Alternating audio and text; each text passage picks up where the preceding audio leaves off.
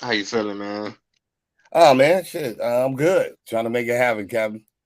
Right, right. I just want to thank you, man. First and foremost, it's truly an honor. You doing me a huge favor for coming on the platform, man. Oh man, thanks for inviting me, bro. Oh yeah, most definitely, man. We're gonna get right into it. Peace and blessings, family. Thank you for tuning in to another episode of Taye Speaks, man. We got a giant in the building. You know what I'm saying? A pioneer in hip hop, period, on the West Coast. A major influence, strong with the pen game. Is truly an honor, man. Thank you for coming to the show. For the viewers who may not know who you are, let them know what your name is and where you from. My name is Raz Kass. I represent Watts and CR, so the city north of Long Beach, southwest of Compton. My Wow, nom that's de what's up. plume. That's what's up. That's what's up, man. I'm gonna get right into it. Coming from Watts, coming from Cali to West Coast. When did you first get exposed to hip hop? Was it something you seen on TV or on the radio, or was it already in the community by that time? It was already in the community, but I think we kind of probably brought it to where I always say you can hear things but not listen. It's just ambient sound. So it always existed, but as far as when I took notice and really paid attention, um, I think I feel like my sister had to take me, or sisters had to take me, and I saw maybe it was breaking Mm, something like that, and I was like, that's cool. You know what I mean? But I think I still was more, like it was really about the dancing and breaking, and then I think saw Crush Groove or something. I was like, this is super dope. I remember LL saying like the box. I was like a little dude, and then again, I heard it. It was in the neighborhood, but I didn't listen to it. I think I really started paying attention when I heard like "Fuck the Police" and WA. When I heard, mm. I think I started listening. Um, and "Fuck the Police" stands out in my brain, and my philosophy, like KRS-One. Man, big shout out to Because KRS I'm kind of One. both of those. At the end of the day, those are Mm-hmm. you kind of my influence is that it's kind of street shit, regular, living life, LA shit, and then it's this informational part. So it was always those two. So that's probably they stood out to me because that's kind of my life. I guess was how I was growing up. Okay, that's a nice combo. BDP and NWA for sure. Big shout out to Right. both of them. Let's Yeah. see. Yes, sir. Now breaking, that was the one that was shot with on the West Coast with Ice T in the glove. Mm-hmm. Okay, yeah, that's a Little would I classic. Big go shout on out to to the glove. right. Little did I know eventually I would meet these legends, man. These people that created a foundation for myself. It's specifically in LA, man. So that's crazy. You made me I forgot Chris the Glove was the glove was from that legendary shit. I remember Ice T, but people don't be thinking remember like Chris the Hmm. Glove has been putting in work from like damn near day one. Right, some legends, some pioneers. Okay, now my next question is, when did you actually begin to participate and write rhymes? Do you remember that? Um I do. I was in I had to be like I had to be like 11ish. Um, but when I was 11, I started school early and I got skipped. So when I'm 11, I was Wow. acting like I was 13. So any age I give you, you just got to count two more. So whatever. Um, but it was something like that. And I just remember, uh, I grew up where I went to school. I lived in Carson my whole life, but I went to school. My parents had to work, so they would drop us off at my grandmother's house. My grandma lives in Watts, and we went to school in Watts. So that was my entire life until middle of seventh grade. Then I started going to school in Carson. So I socialized and ran around in Watts, and in our particular part of Watts, which is like McKinley, and let's just say Wadsworth and Century or McKinley and Century. So like, there's a rapper named McKinley Ave, Spider Loc, that was G Unit. We all lived on the same like Mhm. block, whatever, and whatever. But um, some people would go off to become gang members. I had not stepped in, and some of the homeboys that were older that I looked up to, some of them didn't step in either. They just, it's always basketball niggas, a nigga with jokes. It's all kind of niggas in the neighborhood. So they had created a clique, and they clique was the 99 East Side Hustlers. What they didn't know is that was not going to stand. What none of us knew was it wasn't going to be the gang, the hood. It wasn't happening. But they started this clique, and Lil Me at 11, acting like I was 13. I thought I was going to make the theme song. I was going to make the rap. So I made the Wow. 99 East Side Hustlers rap. And then all my homies, all the older, not homies, all my big homies was just like, you know, that shit whack. And then I gave up on it. So I didn't rap, which was cool. I didn't have any ambitions of being a rapper anyway. I just thought I was gonna write a rap and it was gonna be super cool and the older kids would like me. That shit didn't work out that way. They still liked me. They just said I was a whack rapper. And Damn. and then I was cool. And then I didn't even trip. I enjoyed just being a fan. And then yeah, it would be years later, man. Like 3 years later, 2, 3 years later, when I even picked up another pen to even try to write anything. Um, and even then, I was still just having fun. It was nothing I took seriously. Um, and just thankfully, a battle cat really recognized that I had something. Oh yeah, shout out to Um, Battle Cat. yeah, and me and my homeboy, we were young dudes. He recognized something in us and cultivated that. And by then I was probably about 14, acting like I was 16.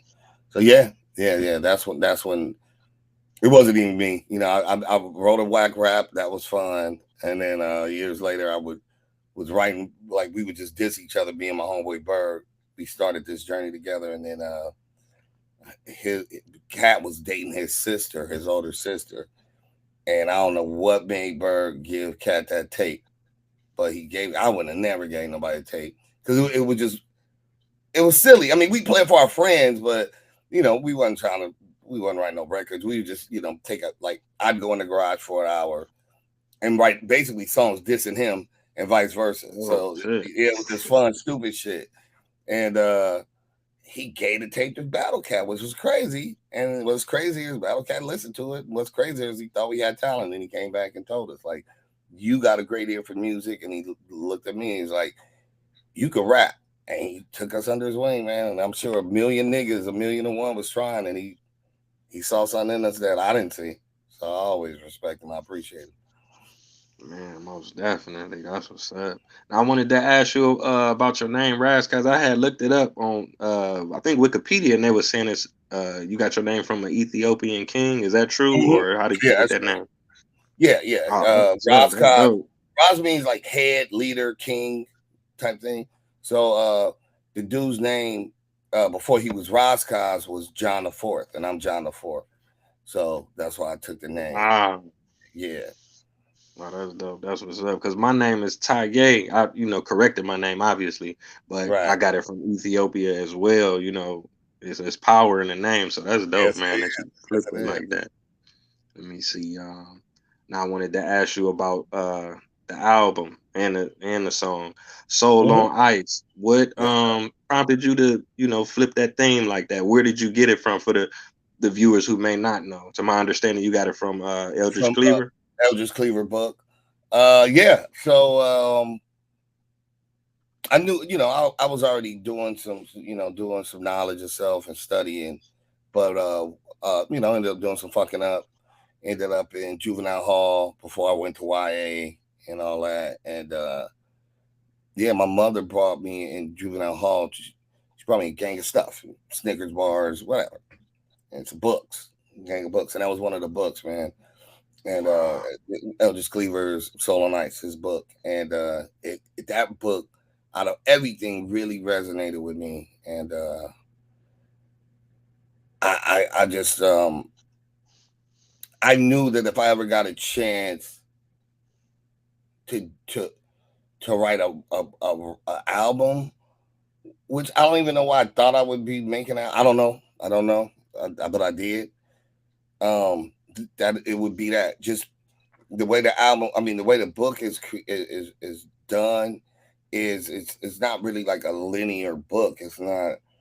It's not telling like this. I was born and then this shit happened. It's more like, and this is what I liked about the book. It was more like somebody kind of reflecting and random things coming up, like positive shit, then things that he regretted. Um, some things were newer, some things were older. So it just kind of bounced around, like kind of how you might even, you know,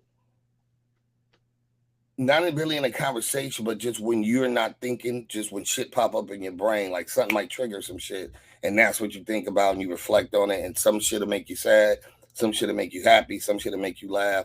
That's what I thought was dope about it.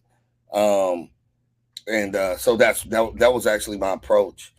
Um, when I wrote my album, it was just like all these different, things that make me who I am, my total experience, and it's not really a big straight line. It's more about, damn, I fell into this pitfall, or that shit was fun as fuck, or that's the enemy go, or whatever. All these different things that happened, and that made me, that kind of stand out parts of my life that made me who I am, and hopefully that I was growing from those mistakes and becoming a better person. Wow, man, that's dope. So, I mean, your mom, she planted a seed. She gave you Yeah, a book when you was like a kid, but it still was something that resonated with you into adulthood. Obviously, that's a yeah. classic album. That's a hip hop classic. So, Thank you. big shout out for Yeah, sure, thanks, for sure. mom, man. Because I honestly, I was studying like Malcolm X and W.B. Du Bois. I knew about the Black Panthers, but I hadn't done as much research, and that book just really, really, it just resonated with me differently, different frequency for me. That's what's up. That's what's up. Now I was gonna ask you because I had seen an interview. You kind of talked about it, the nature of the threat, and you talking about stuff like African history and Kemet and Crete and Imhotep, and that's some deep stuff. So I wanted to ask you about that again because I think you said your mom told you to put that song on your album. If you could just go into that a little bit, like going Yeah, into your consciousness and learning that. yeah, You mhm, yeah, yeah. So uh, I, I, it's a completely selfish record, and I've been studying and doing the research for the record for a few years. So I graduated high school early, maybe 15 and a half, 16-ish. So I went straight. I was still doing music, but I was taking, college courses at El Camino, Compton know. College, whatever. So I was taking, you know, I knew I wasn't going off to like university college, but I still took the college courses for cultural anthropology, history, physical anthropology, linguistics. That's I would do full loads of that shit because that's what I was interested in. And the That's what's craziest up. shit is that, even I'd be able to go to the encyclopedia and the history books, and it all added up. It was the same information. The craziest shit. This is just a rando fact. The craziest shit would be like when I was looking at my high school history books, and they were giving the facts, but they weren't going deeper into it. They would just say a name and then they'll have a picture, and it wouldn't even really be like a recent, like an older picture of the Phoenician. It'd just be a a bust, or a marble thing, but it'd be something recent. So it makes your brain think, oh, that's what they look like. It might not even have shit Right. to do with the people. So it's Right. always white boy. They talk about this shit that I would come to find out was African, but they always put pictures of white people there. But they didn't even lie to you. They just knew your brain associates it that way. You know what I'm saying? Hmm. And that was crazy is that my history books basically for the most part said the same thing that the so-called black fact guy was saying. You know what I'm saying? I, it ain't, I don't want no black facts. I just want the facts. And so it's a shame that a black guy had to delve deep because the white guy was playing with the facts. You know what I'm saying? But Hmm. nonetheless, he was just giving the facts. So I was going, getting these things from, going to Leimert Park and going to these Afrocentric bookstores, um, which again, they shouldn't have to be Afrocentric. It should just be the truth. But so many people want to lie about the African heritage that we gotta protect that. So, but I swear the same shit I was reading in the Afrocentric books was the same shit I was learning in these classes in college. Keep going through. Just a lot of times they'll wait to tell you it was an African person. You got to go through the third course, the third, what I'm saying, history Yeah.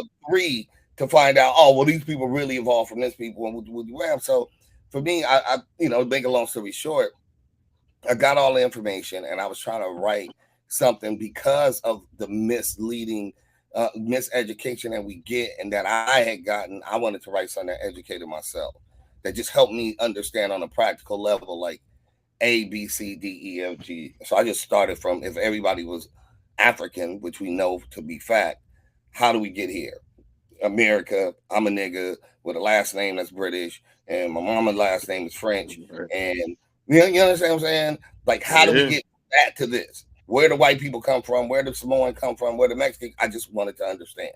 And so I took that approach to write this linear history, with all the information that I got from the college, that I got from the encyclopedia, that I got from school. And I wrote it. It took a couple of years to get all the information and take the footnotes, but once I wrote it, it was really fast. And then I was just gonna hold it. I was, in a situation where I was probably gonna get a record deal. It looked like, and I knew that would probably get me, like ruined. Like, so I wasn't It's a gonna record flag. this song. I was like, this shit gonna get me fucked. They already think I'm, the excuse is I'm racist when you tell people what they are, then they try to Mhm. make you the bad guy. So I was like, if I do this, they're gonna really find an excuse to hate on me. And so I wasn't gonna record it, but I knew me, and thank God I recorded it, because I would have lost the notebooks. I know me. A lot of times, if I don't get it, get it out of my system, anything can happen, and it would have been a shame to lose that. Man, So I'm so glad you so I recorded that recorded one. it. Yeah, Right. I recorded it, and then the whole thing was like, oh, I'm gonna hold this shit till the next album because they ain't ready for this shit. I don't want to get banned. I ain't ready for it. I don't need to get banned. And then I let my mom hear it, and she cried, and and a lot, and some other people amongst, besides her, were just like, "This is important, Raz. Like, this shit needs to come out." And so I felt like the creator um, utilized me to be able to say some things and put some things in a perspective that I don't, none of my peers have been able to do yet. And so I was just like, well, let me just, let it do what it do. And so, yeah, it was on my demo. That song was on my demo with Priority to every label. And funny shit is they gave me a deal with it on there, and then tried to talk me out of putting it on the album. You know, same, good old, the old boys network. They're like, oh, so what do you think though? You think this might be a little too long? Like, nah, look, dude, it's Shit. gonna go on here, man. Just let it let it be what it is, man. Let's put it on there. So that was that. Thank you for that breakdown, King. That's dope. Because it's like if you listen to that song, man, you at least had to read 10 different books to put it together. But it flows so smooth. It's like a documentary and everything in one. But it's music. It's hip hop, though. You know what Yes, I'm sir. saying? It's That's a what's up. blessing, man. The culture, man. This hip hop shit changed my life. So and definitely for the better. So I'm just blessed that what they say, each one teach one, and we all build towards. I hope the end game is some freedom and some equality and some love. So shit, do your part, niggas. Yeah, most definitely, most definitely. Let me Yeah, see. Now I wanted to ask you. I seen a flyer, and it said that you was touring in Africa. So do you actually have been over there? yeah. I haven't done as much as I would like to. God damn, my neck is fucked up. Yeah, disgusting. Anyway, sorry. Yeah. No, you good, man. We on the Zoom. It ain't you can't even you know what I'm saying? See all that No, stuff. I ain't shaved, so it just look crusty. I got an ingrown hair. Anyway, that's me. This is Razzcast shit. This is the shit that go through my weird head. Anyway, yeah, man. No, I've only been back one time. Is that correct? Yeah, South Africa. So my goal, I was supposed to go to Morocco recently. Then COVID happened.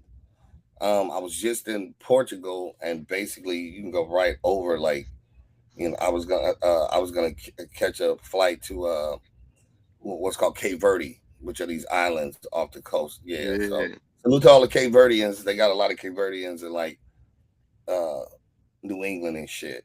But yeah, my whole thing is I want I've been thinking about moving to Senegal. I got home people that's moving back to Africa and loving it. And I'll definitely, my goals to do a lot more traveling. I want to see it all though, like every country, post up, and uh, it looks like that's going to be happening 2022 and up. So I'm looking forward to just Madagascar, Tanzania, motherfucking everything. I want to see it all. Egypt, Ethiopia. And you got to like what we don't really realize is like they cut up Africa too. So you got some places that are British speaking, some that are French speaking, some that are Arab speaking, some mhm, that are Dutch speaking, um, and so ironically, some of us even have those cultural similarities. You know what I'm saying? That so a Dominican and Puerto Rican I have something more in common with niggas over, in certain countries, and then mhm. the British, you know what I mean, the British speaking ones, or English speaking ones, Liberia or whatever, and then like my mama Creole chick, so I got homies that Senegalese, the Congo niggas speak French, the North African niggas, the Moroccans and Algerians, they speak French. So just on some subculture shit. I mean, that's all. End of the day, that was you know, secondary shit, but it's still just like, oh shit, y'all speak Creole, y'all speak Patois, oh y'all speak Mhm. Spanish. I mean, end of the day, we all, we can't escape, nigga. We all from home first and foremost. So I want to just go through the whole home.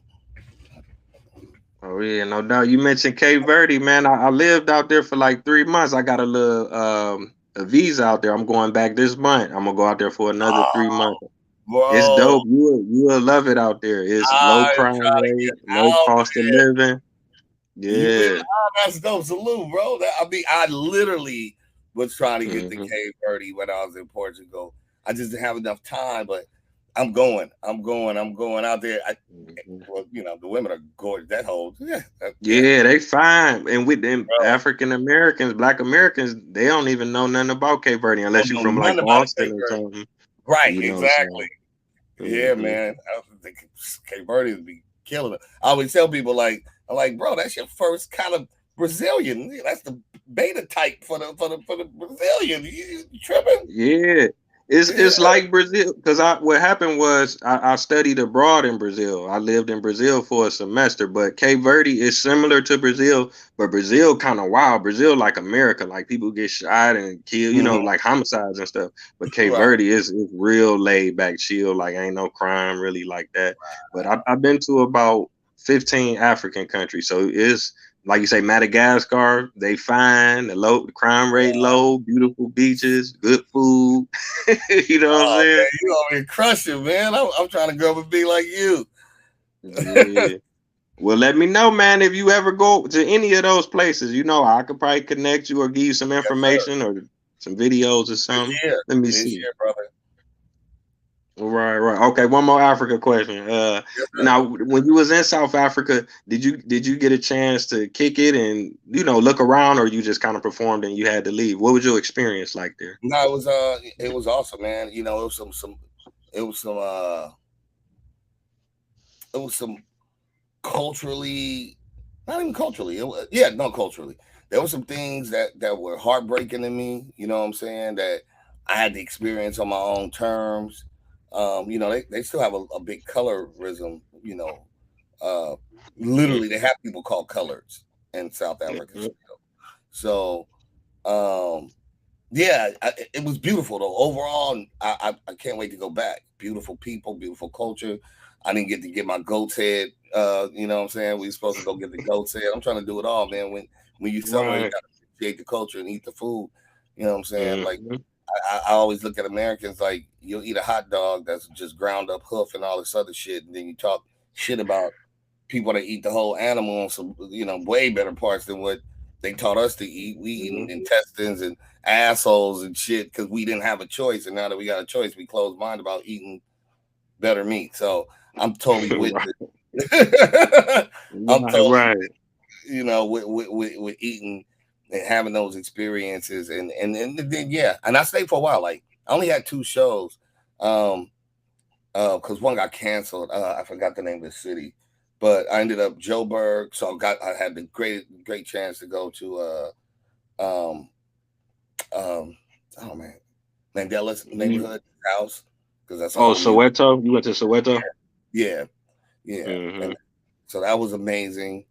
And then Cape Town is beautiful. That's incredible. I was there for a week too. Yeah, Um, Cape Town, though. It remind me of LA a little bit, like an African LA yeah, or something. yeah, man. I was like, man, I was like, this fuck Malibu up. This shit wavy with the little step mountain. And he was skydiving off of Yeah. blue water. I'm like, oh my god, yeah, man. Hmm. You know, they always, they got us thinking everything is poverty and fucked up and a fucking Right. fly on a kid face. Man, them chicks was fine as a motherfucker. Oh man, wee. I mean, trying to tell. I mean, telling my sisters out here, like, man, beta They test, man. don't. They got every version you trying to get. You think you a Dominican? You think you Puerto Rican? You think you light skin? Nigga, they got it all. And chocolate with the body, with the perfect skin complex. Like, come on, man. You better stop Yep. playing. They The don't got whole a clue though, man. They ain't got a man. clue Oh over here. God. Let me see. Man. Okay. Let me ask you about the new joint. This a new track, right? The MLK Day. You just released Yes, sir. that like 2 3 weeks ago. Man, if you could talk about that just a little bit, and you got an Yeah. album coming up, or is it? Yeah, I'm putting this together. This it's called Black Steel, and it'll probably be volumes of it. Um, in game is Chuck D will narrate it, and it's not really Mm, a jazz album. It's more of a, I call it a ensemble piece because it's I want it to be jazz and rock and singing or whatever.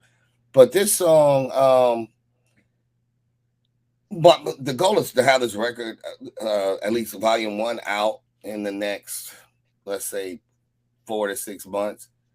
And so I was just, kind of going through the record, and my friends were around, and they're just like, if that's the case, then MOK Day, you got like almost a whole year from now. So it's like you should just, let that marinate and just kind of put it out in the universe that this record is coming to pass. So yeah, man, MOK Day was just, it's I love the record. It's a great indication about what the rest of the record is. Um, that song really is just me. It's me kind of philosophizing a little bit and asking that question because it's basically what I do is ask, like, I wonder what was happening the day before he got assassinated. Like, I'm pretty sure everybody was like, we're gonna be free and everything's changing, and and all this excitement. And little do they know, shit, that was 60, so 70, 80, 90, 2000, like 40 something years later, 40, yeah, I think he got killed in 68, whatever. Crazy thing, like it's mm, like 50 years ago, right? Um, they named streets after him, but it be the hood. They shooting more of us. You know what I'm saying? Like how much mm, progress. So that's what the question really, the song really asked that, like, how much progress did we make for us to celebrate this day? Like, what are we celebrating? Like, not no swipe at him. It's more looking at us. What have we done? You know what I'm saying? That man at the end of the day paid with his life to, because he wanted some degree of improvement. Whether I agree with his way of doing it or not, I respect that, and God bless his soul. But kind of got a short end of the stick.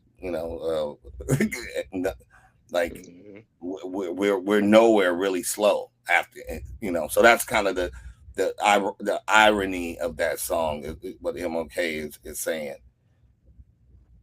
Man, that's a dope record, man. It's strong, it's powerful, man. You still doing it. You still got the content. You know, the lyricism is still there. So I definitely look Thank forward you. to more, coming from you. I want to thank you again for coming on the show. Thank you for being an influence to the Kendrick Lamars, the Eminems. You was doing it back in the 90s, you know what I'm saying? And Thank you. I'm sure they would salute you, multiple times over. So I thanks appreciate it. everybody for tuning in. Oh yeah, no doubt, King. Yeah, we at the 30-minute mark. So All yeah. right, Till Taye. next time. All Is right. it Till Taye next or time, fam. It's Taye Uhuru. So Taye it means to see something, to have a vision. Uhuru means freedom. So my name means he who has seen freedom. Salute to you, brother. I appreciate you. All right, peace, King. Be safe now. One love.